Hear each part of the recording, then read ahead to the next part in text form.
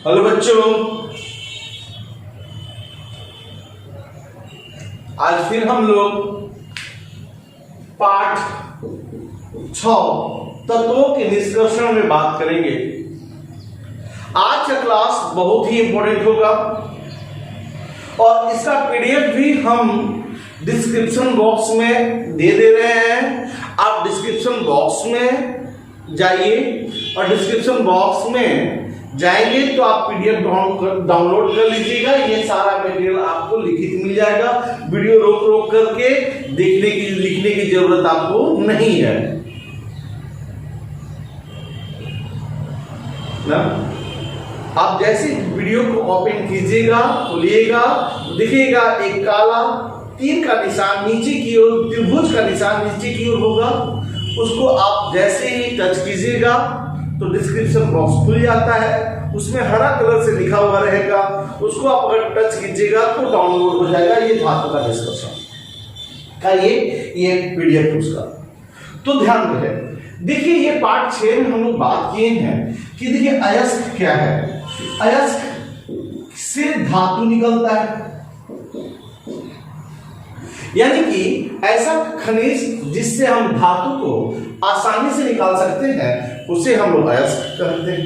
यानी कि अयस्क से धातु निकालने का मतलब अयस्क से जिस अयस्क से धातु आसानी से निकल सकता है उस धातु का अयस्क होगा। एक तरह का खनिज है, उस खनिज से धातु को आसानी से तथा कम खर्च में निकाल सकते हैं। बहुत ऐसा खनिज होता है जिससे कि धातु निकाल तो सकते हैं, लेकिन जितना धातु का प्राइस है, दाम है, उससे ज्यादा खर्च लग जाता है। तो हम कभी भी मान लीजिए कि अगर हमको 56 रुपए केजी अगर लोहा है और उसको हमको इस खनिज से लोहा निकालने में 70 रुपए लग जाता है, तो हम क्यों निकालेंगे? हम मार्केट से खरीद न लेंगे, मार्केट से हम खरीद लेंगे, क्यों निकालने की जरूरत ही क्या है हमको? अगर हमको ये 56 रुपए केजी है, अगर हमको इसमें खर्च 20 रुपए लगता है तो हम बहुत आसानी से निकालेंगे, ये फायदा है। तो वैसे खनिज जिससे कि धातु आसानी से निकलता है, कम खर्च में निकलता है, वैसे खनिज को हम अयस्क बोलते हैं। अब अयस्क से धातु निकालना है, हमको पढ़ना है। तो बाबू अयस्क से धातु निकालना ऐसे डायरेक्ट नहीं निकाल सकते हैं। पहले इस धातु को कूचेंगे, यानी कि इसको कूटेंगे। कूटने के लिए जाग रसल का प्रयोग करते हैं। फिर इसके बाद उसको पाउडर बनाएंगे। पाउडर बनाने के लिए बॉल मिल का प्रयोग करते हैं। तब इसके बाद भी हम लोग क्या करते हैं कि अयस्क में अशुद्धि होता है, उस अशुद्धियां को हम निकालने का कोशिश करते हैं। इस अशुद्धियां को निकालने के लिए हमारे पास है अयस्कों का सांद्रण करके एक टॉपिक है। हम उस अयस्कों का सांद्रण करते हैं बाबू, और इसकी 4 विधियां हैं। हमने अलग अलग विधियां अलग अलग लेक्चर में हमने बताया है, लेक्चर 2, लेक्चर 3, लेक्चर 4। अब हमको क्या करना है कि अब हम इस अयस्क से अशुद्धियां निकाल दिए हैं। अब इस अशुद्धियां निकालने के बाद अब हमको क्या करना है कि धातु निकालना है।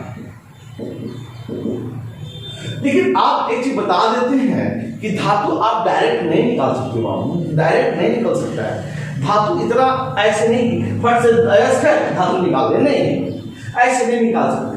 हम क्या करेंगे कि आगे सबसे पहले जैसे मान लो कि अगर हमारा कार्बोनेट का अयस्क है, तो अगर ये अयस्क कार्बोनेट है, हमने बताया भी है कार्बोनेट भी हो सकता है, सल्फाइड भी हो सकता है, ऑक्साइड भी हो सकता है। तो अगर हमारा कार्बोनेट का अयस्क है तो इसको हम क्या करेंगे कि पहले इसको उसका ऑक्साइड में बदलेंगे। क्या करेंगे? अगर हमारे पास कोई भी अयस्क है तो दिमाग में बिठाएंगे, डायरेक्ट नहीं निकालते हैं हम लोग, धातु नहीं निकाल पाएंगे, पहले उसको ऑक्साइड में बदलेंगे। जब हमारा ऑक्साइड में बदल जाएगा तब हम यहाँ पे एक कोई उपाय कर देंगे अवकारक का, और यहाँ से ऑक्सीजन निकाल देंगे, M+ ऑक्सीजन हो जाएगा, यानी कि हमारे पास धातु मिल गया। यानी कि धातु एक डायरेक्ट में निकलता है, धातु हमको 2 पद में निकलता है। 2 पद में निकलता है। कौन कौन सा? तो पहले ऑक्साइड में बदलेंगे और दूसरा फिर ऑक्साइड का अवकरण कर देंगे, ऑक्साइड को धातु में बदल देंगे। यानी कि धातु का जो निष्कर्षण होगा वो दो पद में पूर्ण होगा। पहला ऑक्साइड में बदलेंगे और तब फिर ऑक्साइड का से धातु बनाएंगे। देखिए हमने यहाँ पर लिखा धातु का सांद्रित अयस्क से धातु का निष्कर्षण, इस अयस्क से धातु का निष्कर्षण। अब बताओ अयस्क से धातु का निष्कर्षण कितने पदों में गया बाबू? तो दो पदों में गया। तो पहला पद क्या है कि अयस्क को ऑक्साइड में बदलेंगे। तो देखो यहाँ पे दो पदों में पूर्ण होता है। पहला सांद्रित अयस्क का इसके ऑक्साइड में परिवर्तन, और फिर जब इस ऑक्साइड का धात्विक रूप में परिवर्तन, जब ये ऑक्साइड हो जाता है तो फिर उसको धात्विक रूप में परिवर्तन करते हैं। अब हमको दिमाग बैठाना है। अब इसको ये क्या करना है कि अब ये दोनों पदों को अलग अलग पढ़ेंगे। ऑक्साइड में अलग से परिवर्तन पढ़ेंगे, फिर इसको इसमें अलग परिवर्तन पढ़ेंगे, दोनों को देखेंगे कि अब कैसे कैसे। हम सिर्फ ये बताया कि परिवर्तन करते हैं, नहीं हमने बोल दिया कि यहाँ जाना है, लेकिन उसका रास्ता नहीं बताया अभी तक। सिर्फ जाना है बता दिया, पटना जाना है तो पटना जाना है, तो हम दिल्ली से पटना जाना है तो दिल्ली से पटना जाना है, लेकिन कैसे रास्ते से जाएंगे, उसका क्या रास्ता है, क्या क्या तरीका है जाने का, उसका तरीका भी हमें जानना होगा। तो ये जो है सांद्रित अयस्क का, यानी एक नंबर में हम बात करें अब सांद्रित अयस्क का ऑक्साइड में जो परिवर्तन है ये दो पदों में पूर्ण होता है। पहला निष्कापन में और दूसरा जारण में। और हम आपको बता देते हैं बाबू कि आप निश्चिंत हो जाओ कि ये बहुत ही बीबीआई है और ये 2021 का क्वेश्चन में आएगा आपको कि निष्कापन और जारण के बीच में अंतर स्पष्ट करें, बिहार बोर्ड में निश्चित आएगा। ठीक है, तो हम इतना आप लिख लीजिए। अब बारी बारी से दोनों को हम अलग अलग तरीके से करेंगे। तो पहले हमने क्या अभी तक क्या बताया, पहले खदान से अयस्क निकालेंगे।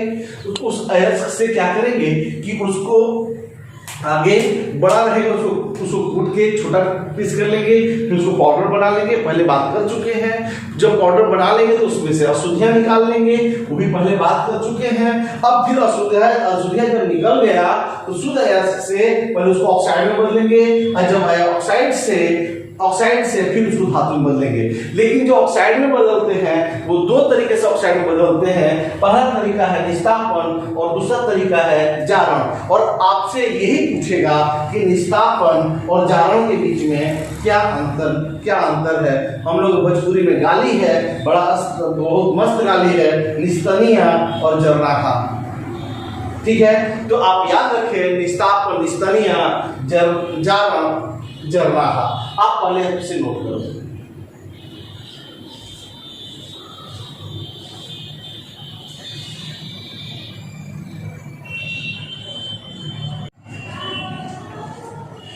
देखो बच्चों, निष्कापन की बात करें। निष्कापन क्या है, सबसे पहले ये जाना जाए निष्कापन क्या है। तो बाबू अयस्क है, इस अयस्क से हमको क्या करना है, अब हमको अयस्क से धातु निकालना है। अयस्क से धातु निकालना है तो कैसे निकालेंगे, ऐसे थोड़ी निकाल सकते हैं डायरेक्ट नहीं निकाल सकते हैं। पहले इसको हमको क्या करना पड़ेगा, उसको ऑक्साइड में बदलना पड़ेगा। ऑक्साइड में बदलने के लिए एक तरीका है निष्कापन। दिमाग बैठाएं, निष्कापन और जारण दोनों ऑक्साइड में बदलेंगे, लेकिन दिमाग बैठाना यहाँ पे कि कब निष्कापन का यूज करें कि जारण का यूज करें, ये दिमाग बैठाना है। तो निष्कापन क्या है, अयस्क को गर्म करेंगे, लेकिन दिमाग बैठाए कि अयस्क को जो गर्म करेंगे तो उसको गलनांक से नीचे गर्म करना है, गलने नहीं देना है। गलने देंगे तो जो अशुद्धियां हो तो मिक्स कर जाएगा, तो फिर अयस्क निकालना, थोड़ा सा धातु निकालना मुश्किल हो जाएगा। तो हम अभी उसको गर्म करेंगे, पिघलाएंगे कब, गलाएंगे कब, जब उसका अवकरण करना हो तब। अभी फिलहाल हमको क्या करना है, इसको गर्म करेंगे, लेकिन जब गर्म जो करेंगे वो आपको दिमाग में बैठा लें कि जो गर्म करेंगे वो गर्म होना चाहिए कि वो गलनांक से नीचे। क्या चीज, गलनांक से नीचे। और दूसरा चीज की वायु की अनुपस्थिति में गर्म होना चाहिए। किसके अनुपस्थिति में, तो वायु की अनुपस्थिति में। तो हमारे यहाँ पे बात हो गया निष्कापन क्या है कि वैसी प्रक्रिया जिसमें अयस्क को यानी सांद्रित अयस्क को वायु के अनुपस्थिति में गलनांक से नीचे गर्म किया जाता है, या गलनांक से नीचे वायु की अनुपस्थिति में गर्म किया जाता है, उसे निष्कापन कहते हैं, कैल्सिनेशन। यानी कि वैसे प्रक्रिया जिसमें अयस्कों को उसके गलनांक के नीचे वायु के अनुपस्थिति में गर्म किया जाता है। दिमाग में बिठा लो कि किसी भी अयस्क को गर्म करेंगे निस्तापन में तो उसे गलने नहीं देना है, गलनांक से नीचे गर्म करना है। और दूसरी बात क्या है कि उसको वायु के अनुपस्थिति में गर्म करना है। किसमें? तो वायु के अनुपस्थिति में गर्म करेंगे। अब बात करते हैं यहाँ पे, जब हम इसमें गर्म करेंगे, वायु के अनुपस्थिति में गर्म करें तो कुछ न कुछ तो परिवर्तन होगा। तो अगर आपसे पूछा जाए कि निस्तापन में क्या परिवर्तन होता है, तो सबसे पहले निस्तापन में क्या परिवर्तन होता है, तो पहला कारण क्या है कि अगर हम बाइंडर इसमें अगर पानी का कुछ बूंद होगा तो वो तो नमी उड़ जाएगा भैया, गर्म करें तो नमी तो उड़ेगा ही उड़ेगा। तो देखो नमी हट जाता है, नमी क्या हो जाता है? हट जाता है, नमी हट जाता है तथा अयस्क शुष्क हो जाता है, अयस्क एकदम सूखा जाता है, शुष्क हो जाएगा। अब यहाँ पे दूसरी बात क्या परिवर्तन में दिमाग में बैठाना कि अगर बाबू यहाँ पे अगर देखो एल्यूमिनियम ऑक्साइड है तो जल है, लिमोनाइट है तो देखो जल है, ये बाबू जल जो है ये गायब हो जाएंगे। यानी कि ये जल जब गर्म करें तो जल तो गायब वाष्पन तो होगा ही होगा, यानी कुछ जल योजित अयस्क अनाथ हो जाते हैं, यानी कि यहाँ पे कोई आर्द्रता नहीं रह जाता है, यानी जल अलग हो गया और Al2O3 हो गया। ऑक्साइड का अयस्क ये बाबू आपको पता है कि Al2O3 plus H2 twice H2 होता है, जैसे गर्म करेंगे निस्तापन में तो ये जल क्या हो जाएगा? गायब हो जाएगा। यानी कि अभी तक हमने दो परिवर्तन हुआ। सबसे पहले निस्तापन क्या है? तो निस्तापन वैसे क्रिया है जिसमें अयस्कों को उसे गलनांक से नीचे वायु की अनुपस्थिति में गर्म किया जाता है। उसमें क्या क्या परिवर्तन होगा? तो नमी हट जाएगा। दूसरा, अगर जलयोजित अयस्क है तो अनाद्र हो जाएगा, यानी जल हट जाएगा। Fe2O3 3H2, Fe2O3 3H2, 2H2 3H2, Fe2O3 3H2 को लिमोनाइट बोलते हैं।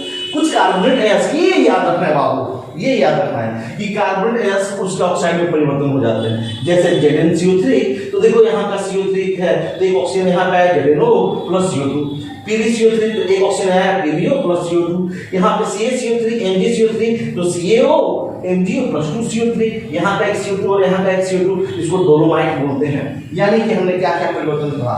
पहला नमी गायब हो जाएगा। दूसरा, अगर जल योजित लवण है तो वो अनाद्र हो जाएगा, और कार्बोनेट है तो उसके ऑक्साइड में परिवर्तित हो जाएगा। जैसे ZnCO3 तो ZnO प्लस CO2, PbCO3 तो PbO plus CO2, CaCO3 MgCO3 MgO plus 2CO2। तो आप हम समझते हैं कि कैल्सिनेशन यही चीज है। कैल्सिनेशन समझ में आ गया होगा कि गर्म करना है, वायु की अनुपस्थिति में गर्म करना है और गलनांक से नीचे गर्म करना है। इसमें क्या क्या परिवर्तन याद रखना है कि नमी हट जाएगा, अगर जल है तो वो अनाद्र हो जाएगा, और कार्बोनेट अयस्क है तो किसमें बदल जाएगा? ऑक्साइड में। तो आप पहले आप इसे लिख लो।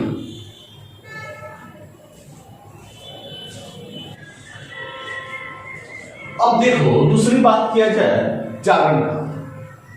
अब दूसरी बात किया जाए जारण यानी रोस्टिंग। रोस्टिंग क्या है? निस्तापन क्या है? वायु की अनुपस्थिति, और यहां पे क्या हो जाएगा? वायु की उपस्थिति। बस दोनों में एक ही चीज का अंतर है, वहां वायु की अनुपस्थिति होगा जारण निस्तापन में, और जारण में क्या होगा? वायु की उपस्थिति होगा। यानी दोनों में अयस्क को गर्म करेंगे गलनांक के नीचे, लेकिन एक में वायु की उपस्थिति होगा और एक में वायु की अनुपस्थिति होगा। अगर वायु की उपस्थिति हो गया तो जारण, वायु की अनुपस्थिति हो गया तो निस्तापन। यानी कि जारण क्या है? वैसी प्रक्रिया है जिसमें अयस्क को उसके गलनांक के नीचे वायु के उपस्थिति में गर्म किया जाता है। अगर वायु के उपस्थिति में गर्म करेंगे तो जारण, और वायु को अनुपस्थिति में गर्म करेंगे तो निस्तापन। अब इसमें भी क्या होगा? कुछ परिवर्तन तो होगा ही होगा। तो पहला परिवर्तन क्या होगा? अगर कोई कार्बनिक पदार्थ है तो वो अपघटित हो जाएगा CO2 और H2O में, और वो हट जाएगा। दूसरा चीज है कि अगर बाबू सल्फर है, फास्फोरस है और आर्सेनिक है, अगर ये सब अशुद्धियां है, कभी ये सभी अशुद्धियां होगा, तो अगर ये अशुद्धियां है तो सल्फर है तो ऑक्सीजन से अभिक्रिया करके, चूंकि वायु की उपस्थिति में कर रहे हैं तो ऑक्सीजन की उपस्थिति में क्या करेगा? SO2 बन जाएगा और बाहर निकल जाएगा ये अशुद्धियां, यानी सल्फर गायब। फास्फोरस क्या है? फास्फोरस P4O10 बना देगा, गैस होगा, गायब। आर्सेनिक क्या है? आर्सेनिक ऑक्साइड बना देगा, गैस है, गैस। इसका मतलब ये अगर सल्फर, फास्फोरस और आर्सेनिक जैसे अगर अशुद्धियां है तो उसके ऑक्साइड में परिवर्तन हो जाएगा और वो हट जाएगा। तीसरा सबसे इंपॉर्टेंट चीज है कि धातु के सल्फाइड उसके ऑक्साइड में परिवर्तन हो जाता है। धातु का सल्फाइड किसमें परिवर्तन हो जाता है? तो उसके ऑक्साइड में। जैसे ZnS अगर ऑक्सीजन से अभिक्रिया किया तो ZnO प्लस, देखो zinc oxide, zinc sulphide, zinc oxide, PbS, PbO, Cu2S, Cu2O। यानी कि क्या क्या हमने निस्तापन में क्या पढ़ा? निस्तापन में यही पढ़ा कि अयस्क को गर्म करना है गलनांक के नीचे, लेकिन वायु की अनुपस्थिति में। तो जारण में क्या पढ़ना है कि अयस्क को गर्म करना है गलनांक के नीचे, लेकिन वायु की उपस्थिति में। इसमें क्या होगा कि नमी हटेगा, यहाँ पे कार्बनिक पदार्थ है तो वो अपघटित हो जाएगा। इसमें क्या है, सल्फर, फास्फोरस, आर्सेनिक अगर उपस्थित है तो उसको ऑक्साइड में परिवर्तन हो जाएगा, गायब हो जाएगा। सबसे बड़ी चीज आपको याद रखने की बात क्या है कि अगर सल्फाइड है तो उसका ऑक्साइड में परिवर्तन होगा। दिमाग में बैठा है कि उसमें जारण में वायु की उपस्थिति में होगा, सल्फाइड ऑक्साइड में बदलेगा।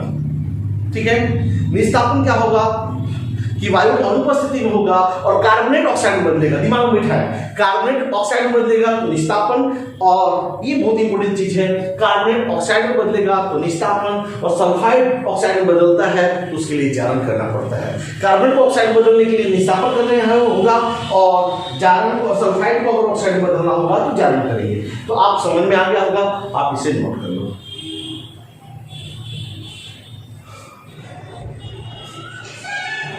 अब देखो बच्चों, निस्तापन तथा जारण दोनों जो है एक तरह का स्पेशल भट्टी लिया है, इसको परावर्तनी भट्टी, इसको परावर्तनी भट्टी, परावर्तनी भट्टी या उसको इंग्लिश में रिवर्बरेटरी फर्नेस कहते हैं। अगर आपसे ऑब्जेक्टिव में पूछा जाए कि निस्तापन तथा जारण ब्लास्ट फर्नेस में किया जाता है, परावर्तनी भट्टी में किया जाता है, और भट्टी दे दे तो आप कौन सा भट्टी कीजिएगा? परावर्तनी भट्टी में कीजिएगा। ये ऑब्जेक्टिव में पूछता है। और दूसरा चीज और आपसे हम बार बार बोले कि ये वीवीआई है कि निस्तापन और जारण के बीच में अंतर पूछेगा। तो जारण और निस्तापन के बीच में अंतर पूछेगा तो आप क्या अंतर लिखिएगा? तो पहला अंतर तो यही लिखिएगा कि निस्तापन जो है वो वायु की अनुपस्थिति में होता है। निस्तापन वायु की अनुपस्थिति में होता है। जारण क्या होता है? जारण को वायु के अत्यधिक वायु की उपस्थिति में किया जाता है। बस एक निस्तापन वायु की अनुपस्थिति में, एक अत्यधिक वायु की उपस्थिति में, बस एक वायु की उपस्थिति में। दूसरा चीज है कि कार्बोनेट अयस्क ऑक्साइड में परिवर्तन होते हैं। निस्तापन के परिणाम स्वरूप कार्बोनेट अयस्क किसमें परिवर्तन होते हैं? तो उसके ऑक्साइड में, ZnCO3, ZnO+. अगर इसमें जारण में क्या होता है कि सल्फाइड अयस्क उसके ऑक्साइड में परिवर्तन होते हैं। बस यही चीज है, दूसरा कुछ नहीं है। इसको आप याद कर लेना है, आपको ढंग से लिखना है। आप लोग ज्यादा से ज्यादा इसको शेयर कीजिए ना, और ज्यादा से ज्यादा आपको सारा पूरा वीडियो देखिए। आपको पूरा वीडियो नहीं देखते हैं, ठीक है? सारा चीज का हम PDF आपको दे दिए हैं, ये डिस्क्रिप्शन बॉक्स में जाइएगा तो आपको मिल जाएगा। तो दिमाग में बैठाना है कि जारण और निस्तापन के बीच में क्या अंतर है। निश्चित आप इसे याद कर लेंगे। Thank you. नोट कर लेंगे।